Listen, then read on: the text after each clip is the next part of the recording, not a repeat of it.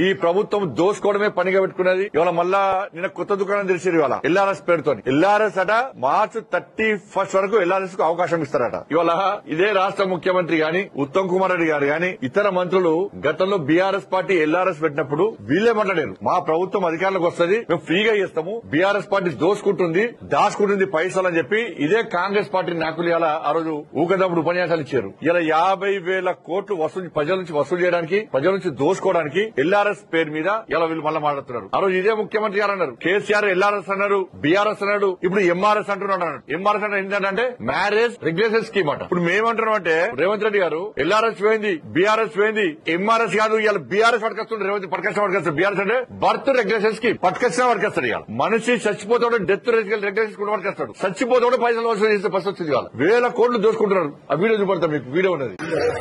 No TRS, no LRS. TRS వద్దు, LRS వద్దు, కాంగ్రెస్ ఏ వద్దు. మేము అధికారంలోకి వస్తాం, వచ్చినాక రెగ్యులరైజేషన్ ఉచితంగా చేస్తామని చెప్పి వాళ్ళ రక్తాన్ని పీల్చాలనేటువంటి ఆలోచనతో రాష్ట్ర ప్రభుత్వం ఉంది. వీలైతే అసలు కట్టబాకండి. ఇబ్బడి ముబ్బడిగా మీరు తీసుకొచ్చిన అప్పులన్నింటినీ కట్టడానికి ఆ అప్పుల భారం ఈ రోజు ప్రజల మీద వేస్తా ఉన్నారు. ఈ రకంగా ఇక ఎల్ఆర్ఎస్ పేరుతోటి కొత్త మళ్ళా అంటే దోచుకోవడానికి, దాచుకోవడానికి, ప్రజల దగ్గర చిల్లి గవ్వలేకుండా చేయడానికి ఇదొక నాటకం. టీఆర్ఎస్ అయిపోయింది, ఎల్ఆర్ఎస్ అయిపోయింది, ఇంక ఎంఆర్ఎస్ తెస్తాడంట.